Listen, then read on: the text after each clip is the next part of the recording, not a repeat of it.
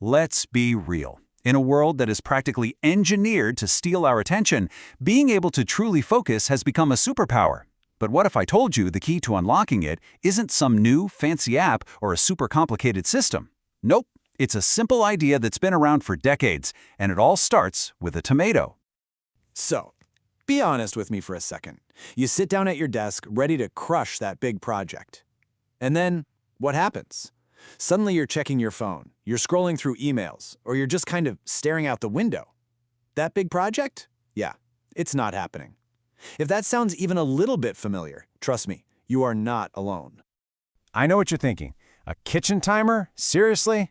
It sounds way too simple to actually work. But you know, the most effective solutions often are. So let's dive into this, a technique that promises to completely transform your productivity with, yes, nothing more than a simple timer. Okay, so picture this. It's the late 1980s. There's this university student, Francesco Cirillo, and he's facing a problem we can all relate to. He's totally overwhelmed and he just can't focus on his studies.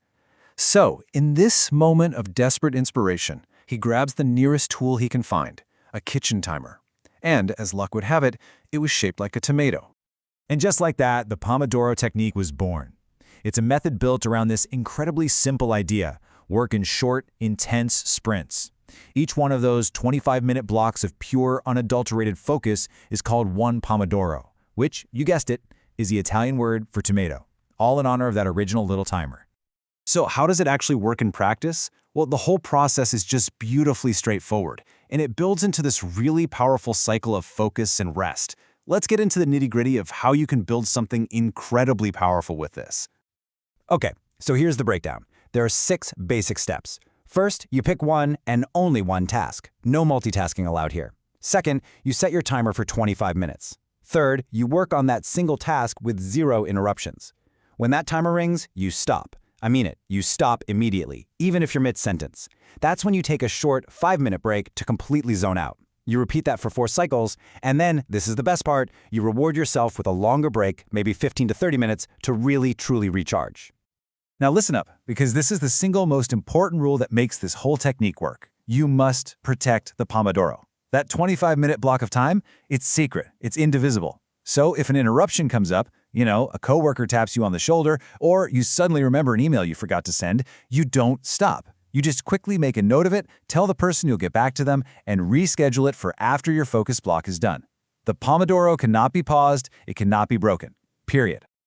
Okay, I get it. This might all sound like just another simple life hack. But what's so cool about it is that it's actually grounded in some pretty solid psychology. See, that structure of work, then rest, it isn't just random.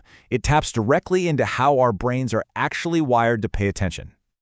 And hey, this isn't just a theory. We've got the research to back it up. A 2011 study from the University of Illinois found that our brains, they just aren't built for that kind of prolonged, continuous focus. Those brief, deliberate rests are absolutely essential. They let our minds hit the reset button, which just perfectly illustrates why those 5-minute breaks are every bit as important as the 25 minutes of work. And get this, it turns out that not all breaks are created equal. When studies compared structured breaks, like the ones in the Pomodoro Technique, to just taking them at will or whenever you feel like it, they found a huge difference. The students who used a structured system, they reported way higher motivation and much less fatigue. It seems that actually scheduling your rest makes it more powerful. Of course, let's be realistic. No single system is going to be perfect for every single person or for every single task. But the real beauty of the Pomodoro Technique isn't in being super rigid about it. It's in the principles, which you can absolutely adapt to fit your own style.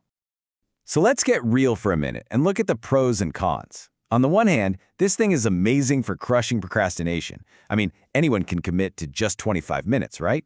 It also fights burnout, and over time, it helps you get way better at estimating how long tasks will take. But on the other hand, that timer ringing can be really jarring if you're deep in a creative flow state, and it can be tricky to manage if your job is super collaborative. And this is where you can start to play around and really make the system your own. If 25 minutes feels way too short, hey, try the 50-10 rule.